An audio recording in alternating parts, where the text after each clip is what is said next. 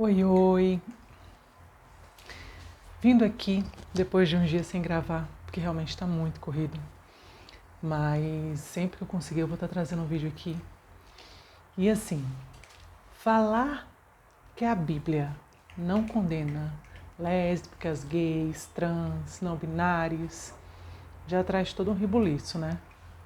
Agora, falar que a Bíblia pode trazer um provável romance gay, aí o negócio já vira uma heresia, né? Enfim, né? Vamos falar de Davi e Jonatas?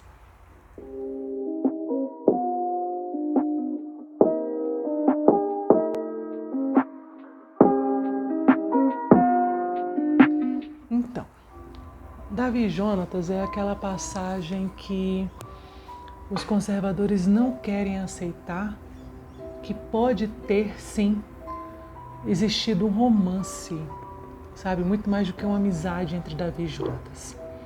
Né? Então, contextualizando, quem era o rei naquele momento era Saul.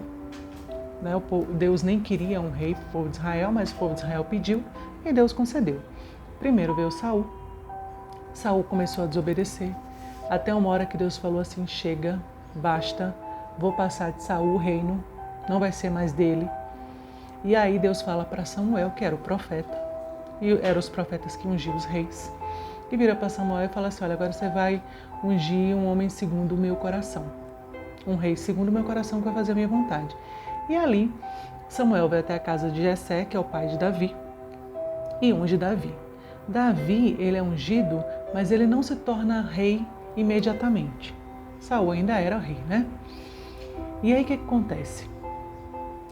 Aquela passagem, sabe aquela passagem conhecida que Davi enfrenta o Golias e vence o Golias? Então, aquela passagem ali era uma batalha que estava tendo entre Israel e os filisteus.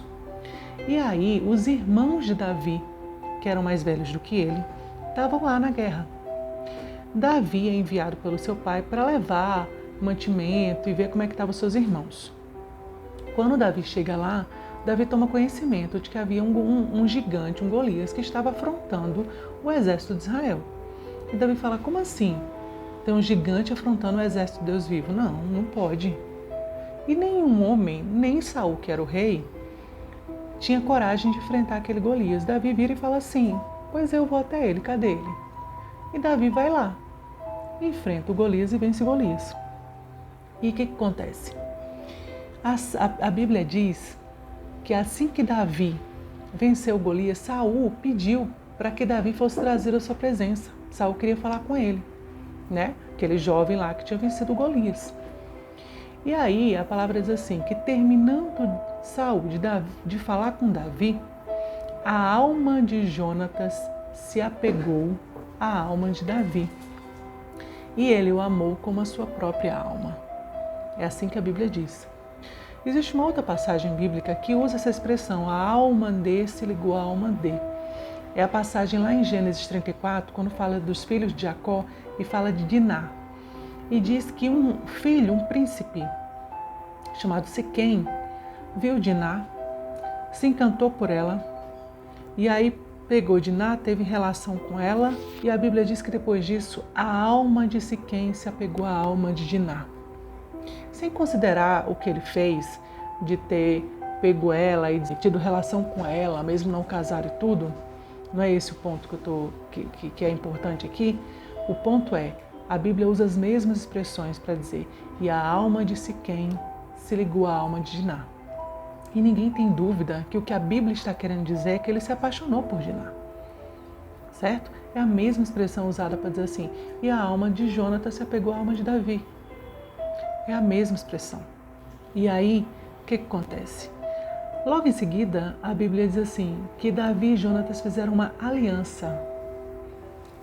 E aí, Jonatas tira sua roupa, tira sua espada, seu escudo, tudo que ele tinha para Davi.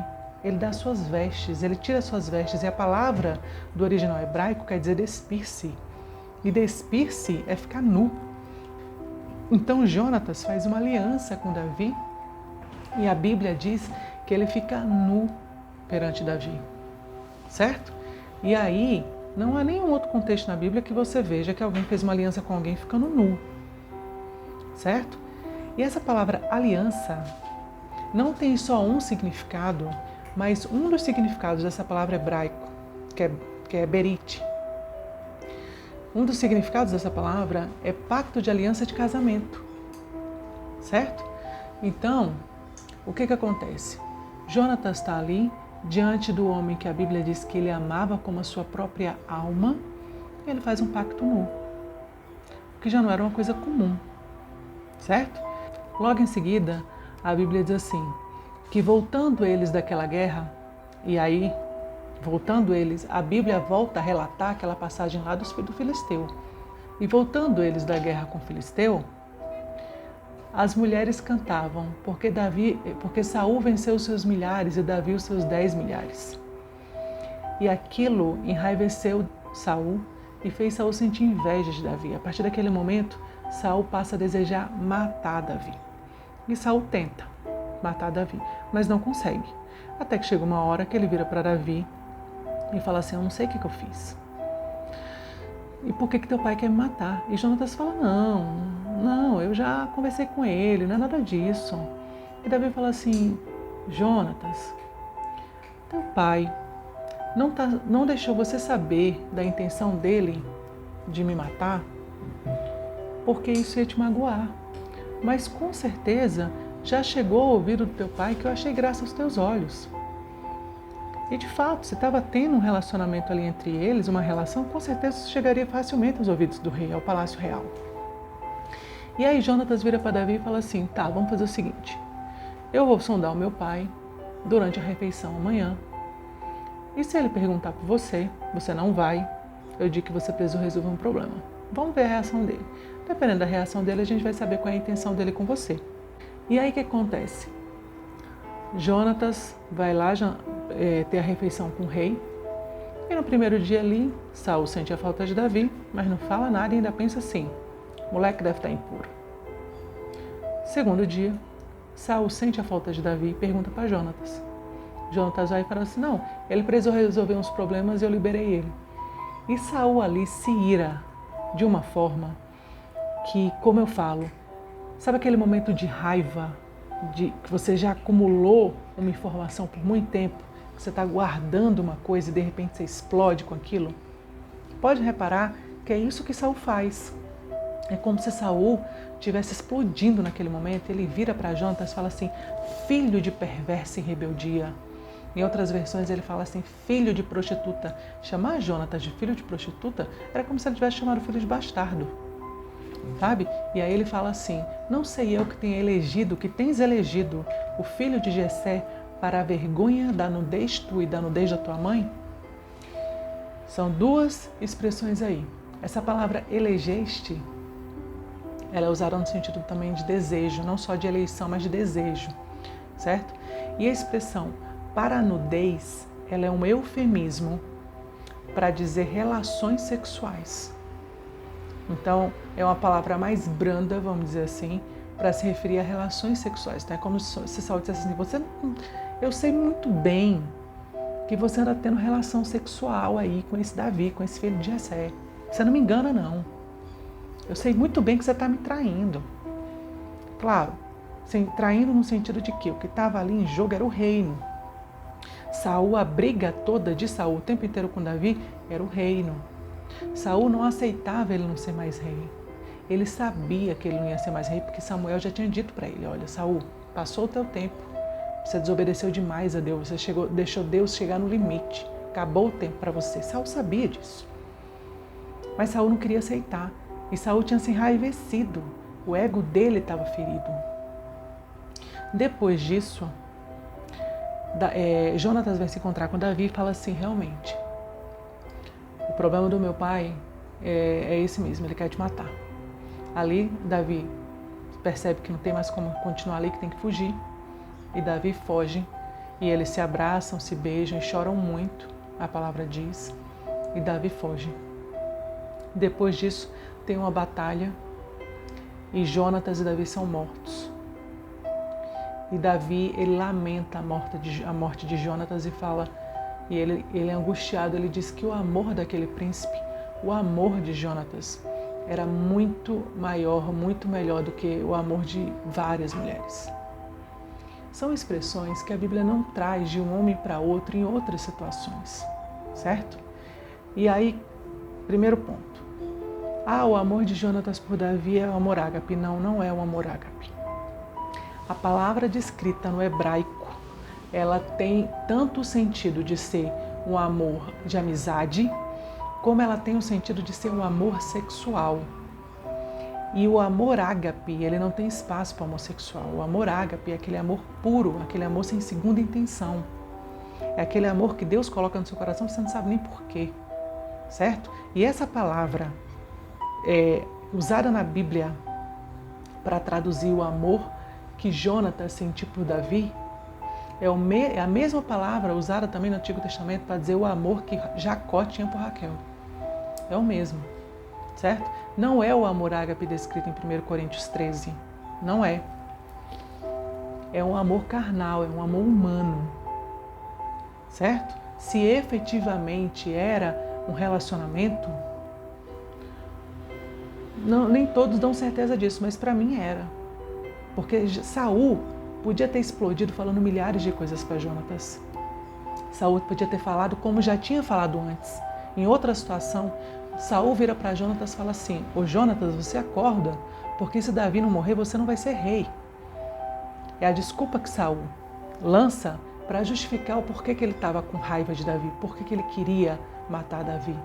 Só que nessa hora de fúria, de cólera que ele não pensa, ele joga exatamente uma palavra com cunho sexual. Ele podia ter dito qualquer coisa, mas ele joga uma palavra com cunho sexual, certo? Essa expressão, nudez da, é uma expressão usada na Bíblia, na maioria dos casos, para designar questão sexual. Então ele está dizendo sim que havia uma relação sexual entre eles. E é por isso que é esse amor que tantas pessoas têm dúvida se é ou se não é um relacionamento. Só que quando você vai para o contexto linguístico e você entende o significado das palavras, aí você fala assim, realmente. Você vai para o contexto e entende o que significa a palavra amor, que é o sentimento que a Bíblia descreve que Jonatas sentia por Davi. Você vai para o original e entende que amor é aquele. Você vai para o original e você entende que a palavra hebraica também significava, além de aliança, acordo e tal, poderia significar pacto de casamento.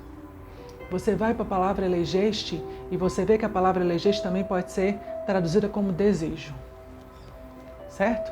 E aí você vai para a palavra, para essa expressão, para a vergonha da nudez, e você vê que essa palavra é usada com contexto sexual. E aí você vai juntando as peças do quebra-cabeça e isso vai fazendo sentido. E aí você fala assim, realmente.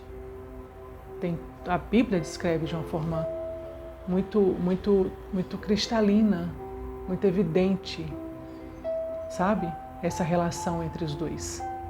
E por isso que o amor de Jonatas era melhor que o amor das mulheres. Experimenta trocar os papéis. Experimenta falar de Jonatas com Miriam. E a alma de Jonatas se ligou à alma de Miriam. Seria a mesma coisa da alma de Siquém se ligou à alma de Diná. Ninguém teria dúvida de que é um romance, de que ele se apaixonou. Se fosse um contexto falando assim, Jonatas ficou nu diante de Miriam, que era a mulher que ele amava com sua própria alma, ninguém teria dúvida, mas pela possibilidade de haver uma relação gay não reprovada na Bíblia, né? Diante dessa possibilidade, as pessoas ficam assim, não pode ser. O que fala muito mais do preconceito dessas pessoas, certo? E esse é o contexto de Jonatas e Davi. Se você gostou desse vídeo, curte, se inscreve no canal, compartilha, dá o like, ajuda pra caramba. Até o próximo vídeo. Beijo.